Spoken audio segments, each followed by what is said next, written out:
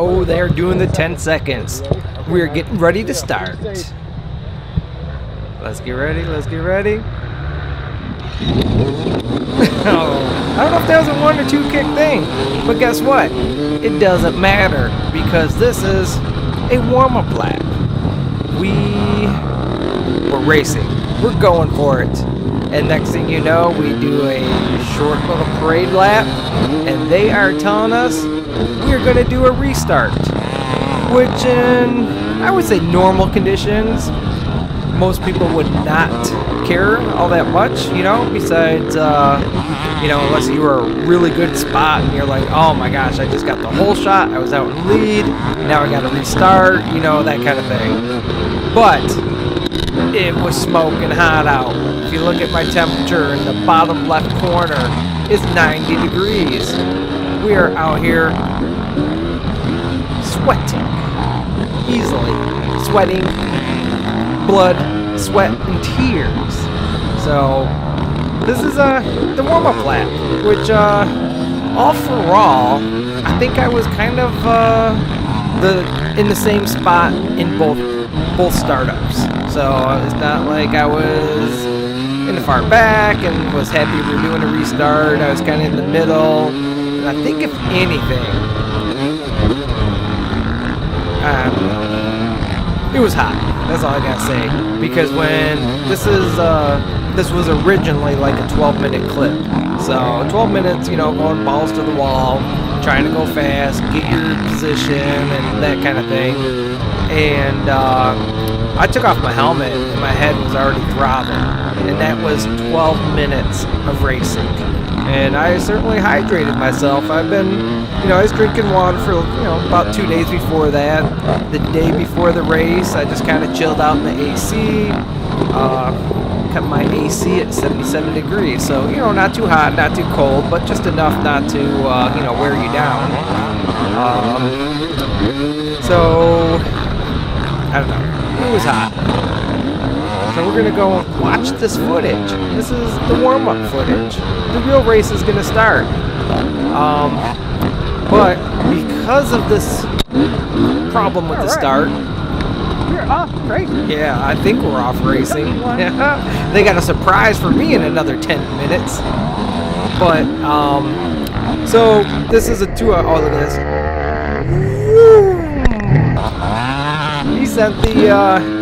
He sent the mummy sandstorm, desert sandstorm into my face. But anyways, so I raced a 2-hour K class. It's basically a C class. The K class is the designation of my age. So we have, I think, about 3 different C classes for the guys. Where is I going with that? Okay, so after we go and, you know, get back and they're, you know, figuring things out, they're waiting for people to come back, they ended up saying the 2 hours is going to be an hour and a half. So I'm imagining that the 3 hour was a half hour shorter also. Basically, you know, what might be a 1 lap.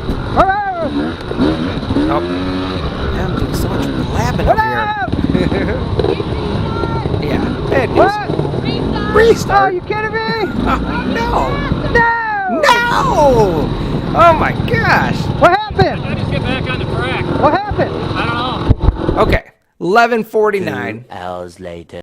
And 2 hours later, Everybody, 12:25. big fan fan. Everyone's Catch you on the been flip side. basically topped off their fuel again and was sitting out there for like, I don't know, pretty much 30 minutes. The white van to the right, top corner. My mom brought her car over. I sat in the AC. And I'm sorry, guys. I seen everyone standing out there and they were sweating their butts off. My head was already throbbing. And to keep myself in top physical shape, I needed to cool back down again, which I got warm in 2 seconds just walking out of there. And it was what it was. I tried to get a couple people to come in there with me. My brother chilled for a couple minutes, but he don't have a kickstand, so my mom was holding his bike for him so that he could sit in the air conditioning. Now that definitely earns top mother award for the day. Well, in my family. I see, I'm sure there was plenty of other mothers out there doing things for us riders and racers. And just showing up in the heat and helping out was definitely top mother award for all the mothers that came. Crazy there.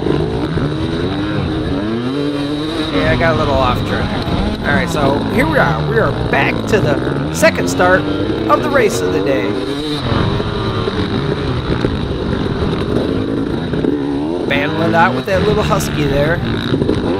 Not sure what size it is. We were going back and forth for a minute. I'm not spectacular on the grass track because I push it just hard enough to where the tires are breaking loose, but I don't want it to slip out on me. And here I go, I make a move right here. I pick the rut and I just go for it, get out the gas. But I get off a little screwy here, and who zips on by? Oh, he gets me. Gosh darn it. That's what racing is. A little back and forth action.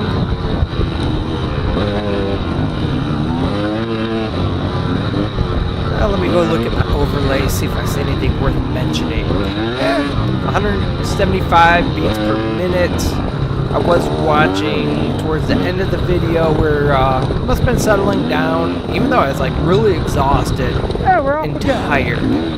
My heart rate was like 135, so it wasn't too bad. And look at, here we go, good move number one. The bike up there stalled out, one person behind him, and we were all on the very back row today, or yesterday. We're in a very back row, which basically tells me if anyone's on my butt, they are in my class, and I'm going to make them work to pass. Well, it also worked out where I knew everyone in front of me was in my class, and I was going to have to work to pass them. So, coming up in the video, there was a rider, I think it was like 71K or something like that. So, alright, let's go back to that. The do not enter, you see the big old flags to the left. That was where everyone kind of went through. It had to have been a class before us. And so they went through and was doing the parade lap, basically, the little short lap. And that's what started the whole reset. Someone drove through the tape somehow, I don't know. Maybe one person accidentally hit it and then people behind him went, I don't know. So that's what started the whole reset. But okay, back to the racing. Man, look at all these racers. There is people on the sides left and right, and we just basically restarted again. And I really didn't know if they were having bike issues because of the heat, although we just started the race, or if they were already pretty much hot and exhausted and had to take a break for a second. I don't know. I filled up my hydration pack to the max, and I actually came back with some water. I was trying to force myself to drink it some, even though I wasn't, like as thirsty. I just figured I was sweating through a lot of that water, and I just needed to keep on refreshing it. Okay, there's my man. I think that was 72K.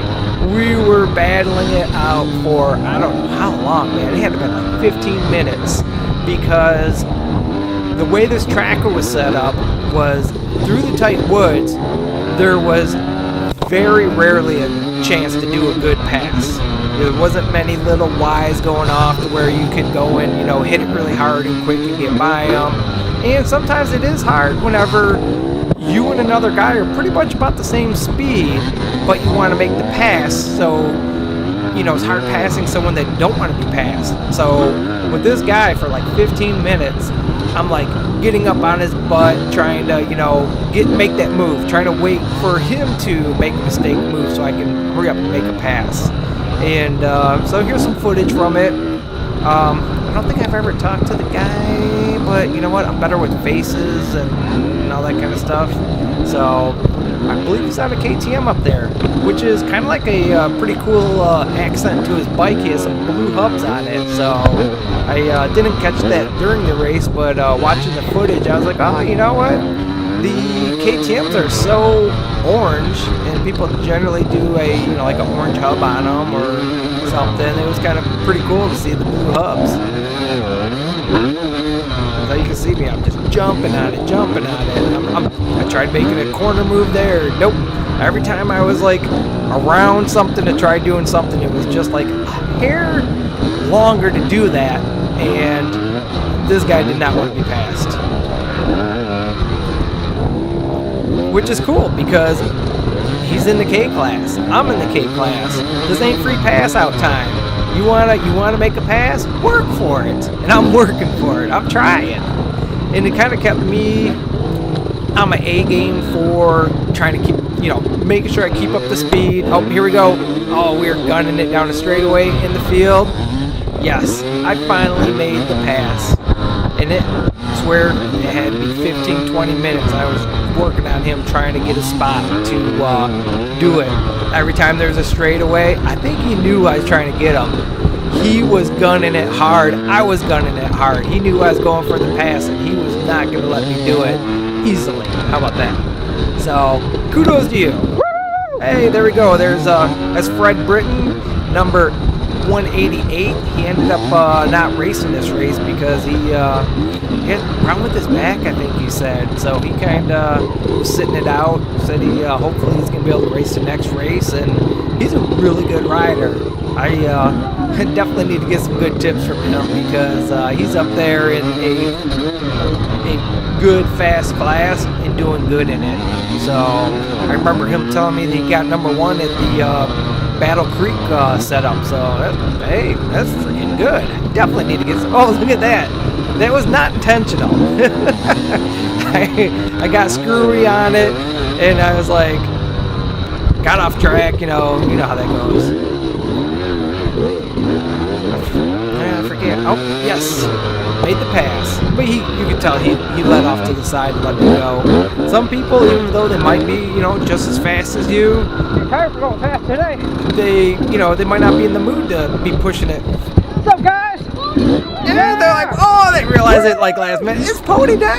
And I was like, oh, yes. That's cool. I love that. I love whenever people come to me and say they watch the videos and stuff because I watch the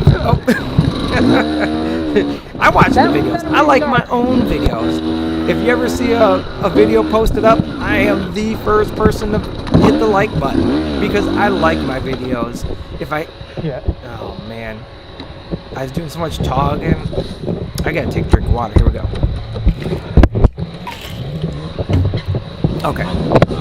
So I was doing so much. I was going, and all of a sudden I just let off the gas for a second, went bog, and just cut right out. And I was like, oh man, I knew the bike was running really warm. I could just feel it in my seat. I could feel it. The fan was pushing the whole time. I could feel the air on me, and I thought, man, did I like overheat the bike? I don't have the temperature gauge on there anymore, and it started right back up. So don't know what happened with that. It started back up and I'm back racing, but I was like, man, was I getting on the plug, loading up the plug? I don't know.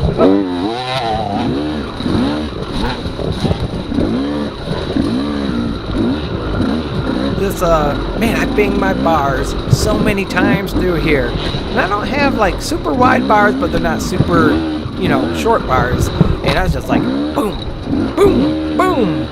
Luckily, I was hitting a lot of those little small saplings there. All right.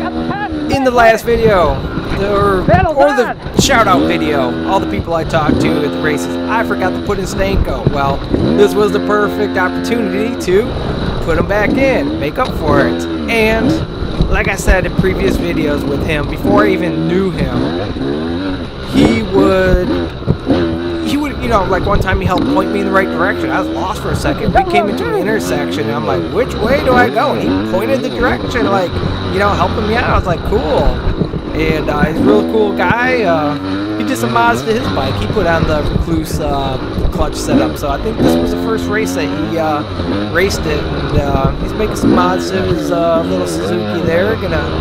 Sounds like with the mods he's doing, he's gonna keep it and rock it out. So it was really cool. I heard someone coming up on me, and I was like, oh, I'm gonna let him by. I thought it was a fast guy, but Stanko's fast. He's faster than me. A lot of races. He's like a couple people ahead of me. So he was coming up, and he didn't want the easy pass. He wanted to run it out. So you can see I just messed up. I hit a tree, and I was like, oh, go on by. I was kind of running on fumes at this point in the video. I did 2 laps. I felt good, but What up, put it down. Love the kids. Kids are cool. They're out here racing. I'm glad they're watching the videos. You know. All right. So, anyways, the last lap, I was exhausted.